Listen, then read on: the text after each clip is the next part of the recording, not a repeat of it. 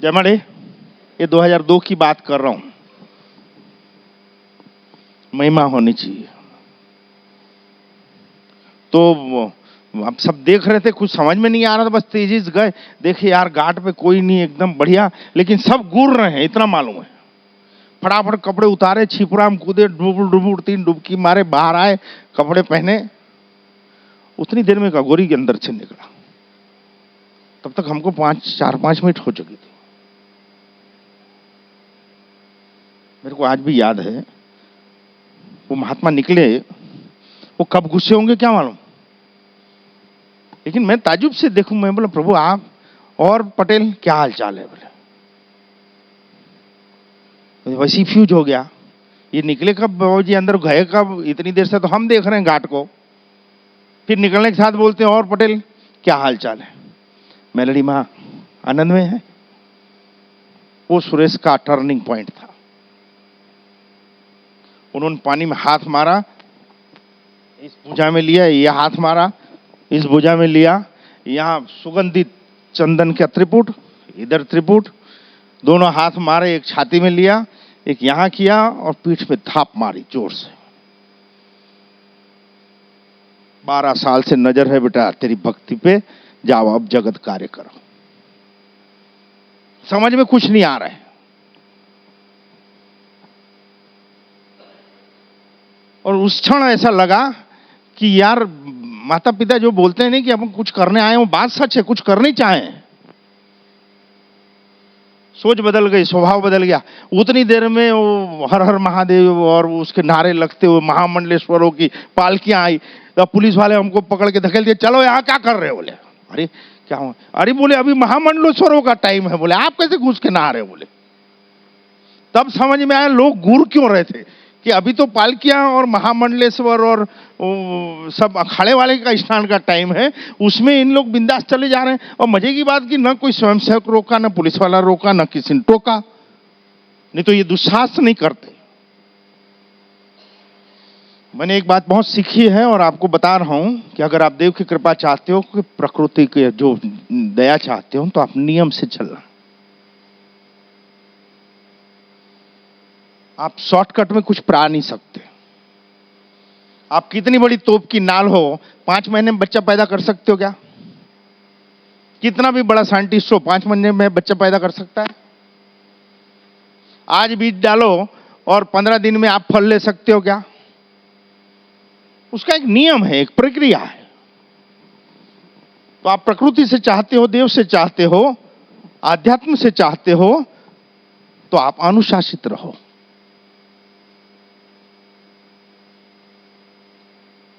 जो भी कार्य कर रहे हो, जिस भी पद पे हो, जिस रिश्ते में हो, उसकी गरिमा और उसमें पूर्ण निष्ठा रखो। और वो नागा बाबा ने कहा कि यहां से नर्मदा के किनारे बेटा पहुंचो, तुम्हारा गोत्र वहां इंतजार कर रहे हैं। हमारा गोत्र च्यवन ऋषि, उनका मूल आश्रम जंगल में 15-18 किलोमीटर अंदर पे है। बोले पहुंचेंगे कैसे? चल मैं आ रहा हूं। बोले जाग रहे हो ना आप लोग? एक पूर्ण नास्तिक आदमी पर एक श्रद्धा, एक तत्व, एक नाम में खाली, वो भी इसलिए कि इससे महादुख से हमको जिसने सिर्फ अपना नाम रटन करने का कहा और दुख दूर हो गया, उसके नाम को मैं कैसे भूलूं।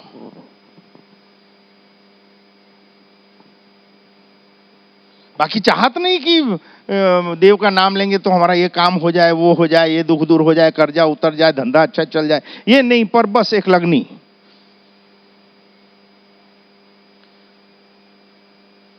अब उज्जैन से हम लोग गाड़ी लेके निकले और वो बाबा जी की चर्चा करते जा रहे थे। और वहां से 55-60 किलोमीटर दूर बड़वा आता है, नर्मदा जी के घाट हैं जहां। उस गांव में एंट्री करने के पहले वो फिर बाबा जी खड़े मिले। जंगल एक रास्ता जा रहा था कच्चा, इशारा किया, महाविस्मय के हम लोग सब कि यार 55 किलोमीटर दोनों अपन कार लेके आ रहे हैं, ये बाबा जी कब पहुंच गया। जयमणी वहां से रास्ते में मुड़े, पूछते पूछते भाई फैलाना ऐसा कोई आश्रम है? तो जिस दोराहे पे हम खड़े होते थे, जहां समझ नहीं आता था गाड़ी इधर डाले या इधर डाले, वहीं कोई लकड़हारा या कोई लकड़ी बिनने वाली या क्या बोलते हैं गड़ियारा, जो गाय भैंसी चराते हैं, वो वही दोराहे में मिलते थे। और एहसास होता था कि कहीं वो हमको मार्ग दिखाने के लिए अलग अलग रूप में मिलते हैं। वो 18-20 किलोमीटर अंदर घूर जंगल में गए, जहां लाइट भी नहीं, कुछ नहीं है, बाबा जी वहां बैठे थे। न चाहते हुए भी लंबा हो गया। और मैं आप लोगों को पूछता हूं बेटा, हमारा सनातन धर्म, हिंदू संस्कृति जो सम्यकता की और सभी को स्वीकार करती है, हमारी आध्यात्मिक फौज जो नागा बाबा, आपने कभी किसी ने उनको प्रवास करते देखा, ट्रैवलिंग करते देखा? कभी किसी ने नहीं देखा। वो हर कुंभ में प्रकट होते हैं, पूरे भारत में कोंटे कोंटे में होते हैं, लेकिन वो हर जगह प्रकट होते हैं। उसको ट्रैवलिंग करते किसी ने नहीं देखा, उनको पैदल यात्रा करते किसी ने नहीं देखा, उनके पास कोई वस्तु सामग्री नहीं होती, उनको तिथियों का कैसे भान होता है? मैं कैसे कहूं कि जगत में शक्तियां नहीं है। जैन मुनियों को विचरते देखा अपन ने, साधुओं को देखा अपन ने, बौद्धों को देखा, सभी को देखा है, लेकिन क्या नागा बाबा को कभी किसी ने बस में, ट्रेन में, पैदल, जंगलों में, इधर उधर नहीं, कहीं कहीं नहीं दिखते, वो प्रकट होते हैं। वो शिव के अनुयायी होते हैं, वो शिव के अंश होते हैं। और जब आश्रम पहुंचे, उस आश्रम में गृहस्थों को रात रुकने की मनाही है। वहां ये आदेश हुआ गुरु की तरफ से कि बेटा आज रात आप यहीं रहो। वो आश्रम में क्या 3 फुट ऊंची दीवार, चटाई दे दिए शाम को, रात को भालुओं की, शेर की, चीतों की आवाजें, रात भर नींद ना आए भाई, रात भर जय माड़ी जय माड़ी जय माड़ी। सुबह होगी कि नहीं होगी नहीं मालूम। नागा बाबा लोग निश्चित सोए पड़े हैं।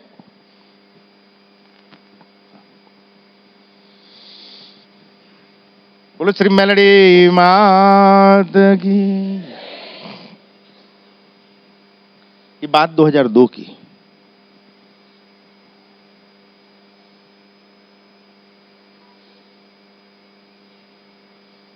और वहां जैसे पिक्चर दिखा दिया एकदम सुबह उठ के, बेटा शक्ति पुत्र हो और शक्ति के कार्य करने आए हो, लेकिन ये तब तक फलीभूत नहीं हो सकता जय मरे, जब तक लौकिक जगत की सभी जवाबदारियों को तू पूरा नहीं करेगा।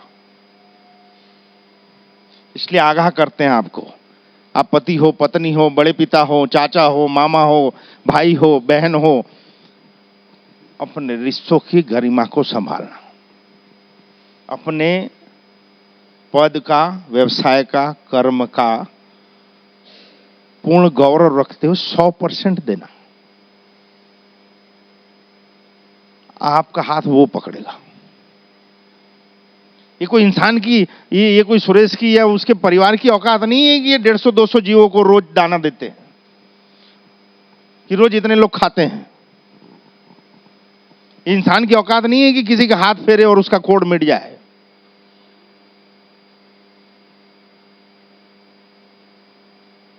इन शॉर्ट ये सबका कहना ये हो रहा है कि आप जिस भी तत्व को मानते हो, जिस भी संप्रदाय से जुड़े हो, इससे कोई फर्क नहीं पड़ता। उस सब का एक ही मूल है कि आपको श्रद्धा होनी चाहिए। आप जिसको मानते हो उसके प्रति आपको पूर्ण निष्ठा होनी चाहिए।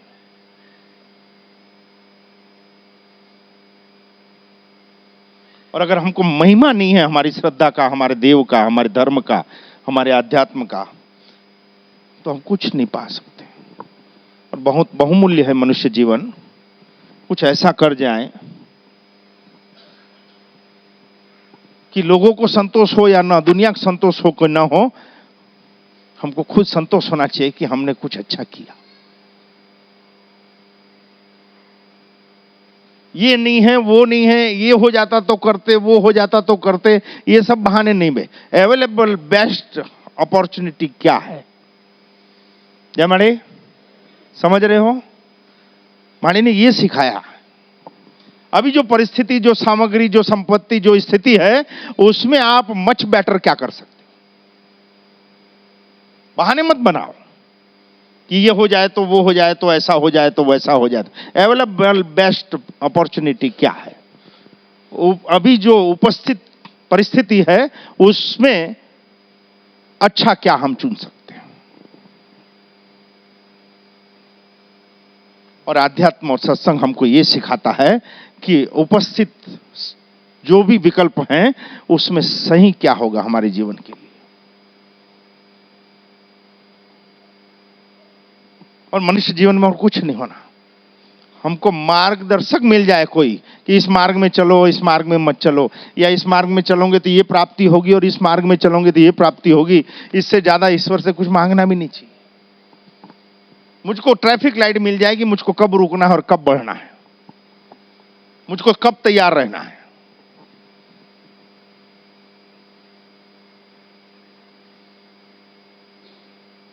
और इतना सुंदर मनुष्य जीवन है, छोटा सा ही मिला है, छोटा सा समय मिला है, जिसमें हम ऐसे प्रयत्न करते हैं कि दुनिया को खुश करने की कोशिश करते हैं, जो कि कभी हो ही नहीं सकती। खुद खुश हो लो, दुनिया खुश हो जाएगी। हम रिश्तेदारों को संतुष्ट करने की सोचते हैं, समाजों को संतुष्ट करने की सोचते हैं। समाज नाम की कोई चीज ही नहीं होती। मानव समाज होता है, दानव समाज होता है। एक जाति में बंध के बात मत करो।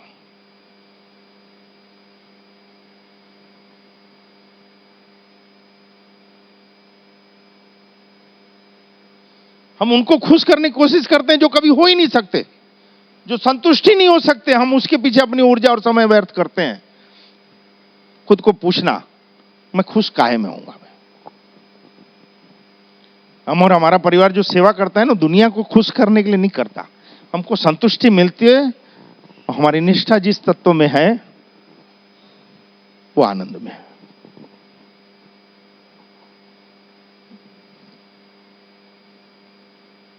इसलिए आपकी जिसमें भी श्रद्धा हो उसमें अटूट रहें। उसके महिमा का हमको गौरव होना चाहिए। और छत्तीसगढ़ की मां मेलडी का तो वचन है, अगर वचन आ गया तो हमारी दिशा गलत भी होती है तो मेरा भरोसा है, मैंने देखा है कि हमारी दिशाएं बदल देती। कईयों बार ऐसा हुआ है आज कि मुझको मां की अनुभूति हुई है कि ये इस रूप में आके मदद कर गई।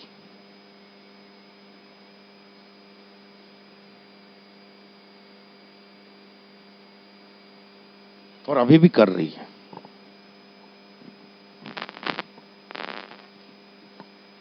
इन शॉर्ट इन सब बातों का कि अगर मैं प्राप्त कर सकता हूं, मेरे परिवार प्राप्त कर सकता है, तो आप में क्या कमी है? आप वो सुकून और शांति और प्रेम क्यों इकट्ठा नहीं कर सकते? हीन भावना न रखें, न जातिगत कोई ऐसी हीन भावना रखें, न फाइनेंशियली हीन भावना रखें। ईश्वर कभी नहीं पूछता कि तेरी फाइनेंशियल स्थिति क्या है, तेरा भाव क्या है।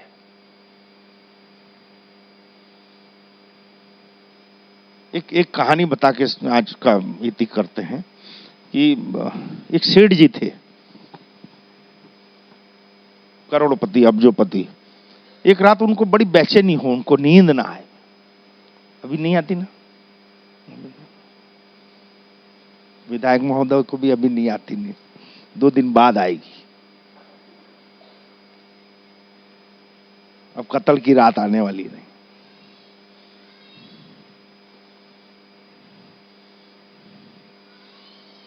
इसी बार का चुनाव सब जगह ऐसा हुआ है कि कोई छाती ठोक के नहीं बोल सक रहा है क्या होगा। ये पार्टी वाले भी जग रहे हैं रात रात भर, वो पार्टी वाले भी जग रहे हैं। चैन से सो रही है जनता। हमने तो बटन दबा दिया, हमने उंगली कर दी, अब सालो तुम जानो, तुम्हारा काम जाने में। एकदम चैन से जनता है, बाकी सब टेंशन में।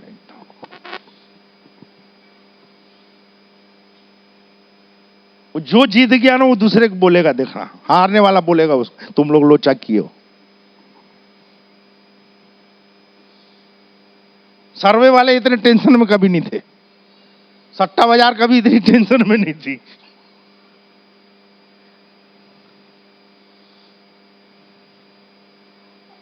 पार्ट ऑफ गेम है। तो ऐसा सेठ एक रात को विचलित हो गया, नींद ना आए उसको, बहुत परेशान। जाग रहे हो ना आप लोग, किसी भी चीज का मर्म समझना बेटा, क्या कहना चाह रहे हैं। और ये सब कुछ हमारे जीवन में कहीं ना कहीं उतरा हुआ, भोगा हुआ, देखा हुआ रहता है, उसको हम कहानी में कहीं ना कहीं फिट करते हैं। तो रात को नींद ना आए तो टहल रहा था, नींद की गोली खा लिया तो नींद ना आए, परेशान हो गया एकदम। कंजा आके बोला यार मैं अब थोड़ा सा चक्कर मार के आता हूं। और रात को 2:30 बजा घड़ी देखा था, गाड़ी निकाली और निरुद्देश्य ऐसे ही निकल गए कि यार थोड़ा चक्कर मार के आते हैं, हो सकता है दिल अच्छा हो जाए, दिमाग अच्छा हो जाए। तो जाते जाते 8-10 किलोमीटर गए, एक मंदिर दिखा।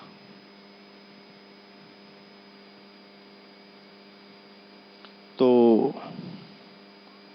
बोले चलो ना इस देव स्थान में रात को चले जाते हैं, थोड़ी देर बैठता हूं, शायद शांति मिल जाए।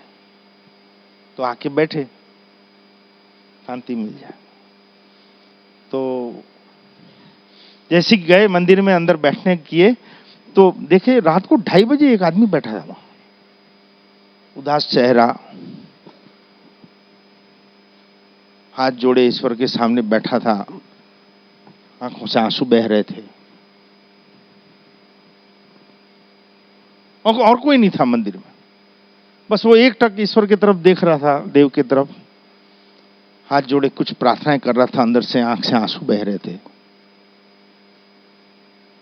सेठ जी से नहीं रहा गया तो पूछ लिया क्या बात है, इतने उदास और दुखी क्यों, और आप अभी क्या कर रहे हो 2:30 बजे? बोले क्या करें, मेरी तबीयत पत्नी की बहुत खराब है, हॉस्पिटल में एडमिट है, मेरे पास पैसा नहीं है, सुबह ऑपरेशन है उसका, और अगर ऑपरेशन नहीं हुआ तो मर जाएगी, छोटे बच्चे हैं, वो उसका क्या संभालूं मैं, कैसा करूं, इसलिए प्रभु के पास प्रार्थना कर रहा था। सेठ को ऐसा लगा इतना दुखी है, मेरे पास तो अंबार पड़े हैं। तो जिम में हाथ डाला, जो गड्डियां निकली,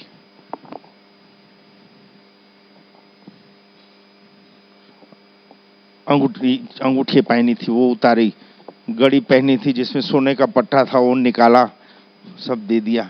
बोले और कम पड़े तो मेरा कार्ड रख।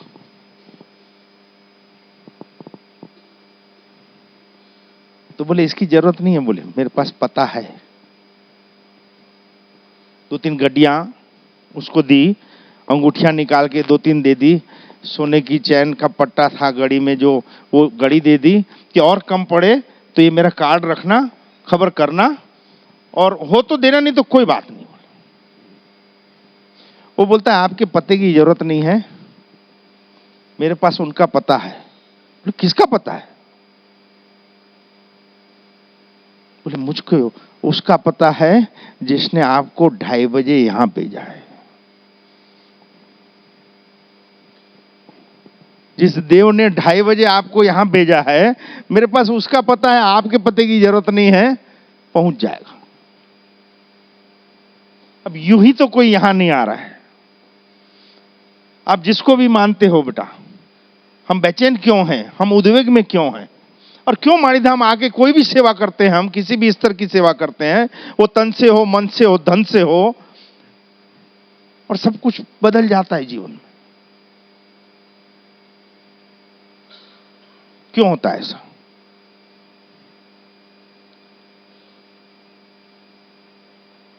चिकित्सा विज्ञान जो हार्ड को निकाल के दूसरा हार्ड लगा सकता है, आंख की जगह दूसरी आंख लगा सकता है, किडनी निकाल के दूसरी किडनी निकाल सकता है, चमड़ियां निकाल के दूसरी चमड़ी लगा सकता है, इतना उन्नत हो चुका जो विज्ञान, वो ठीक नहीं कर सकते, वो माड़ी के यहाँ खाली एक सेवा करने से ठीक हो जाते। तब समझना कि ये रोग नहीं, हमको कहीं मार्गदर्शित करने के लिए ईश्वर के द्वारा कहीं हुक लगाया गया। हमारी बेचैनी शांत हो जाती है। ये लगभग सभी मानते हैं कि माड़ी के आने के बाद जो होना है हो, शांत हो जाता है दिल, उद्वेग नहीं रहता, असुरक्षा की भावना खत्म हो जाती है, एक निश्चितता आ जाती है। क्यों? क्योंकि हम हमारे मूल के नजीक है। यहां कोई आडंबर नहीं है, आप यहां मूल के पास ही हो। आप अगर ज्योत के सामने बैठ गए और एक क्षण भी आप ज्योत से नजर मिला लिए और आप सच्चे दुखियारे हो बेटा, तो सुबह नहीं होगी माड़ी की। वो सच्चा होना चाहिए, सच्चाई मांग होनी चाहिए, सच्चा दुखियाना होना चाहिए, सच्चा जरूरतमंद होना चाहिए। हाथ से देती नहीं, मुंह से कहती है ना, वो खाली कोई जाता नहीं, ऐसी अपनी बकरा वाली मां।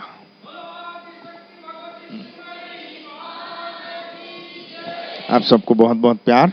जय माड़ी।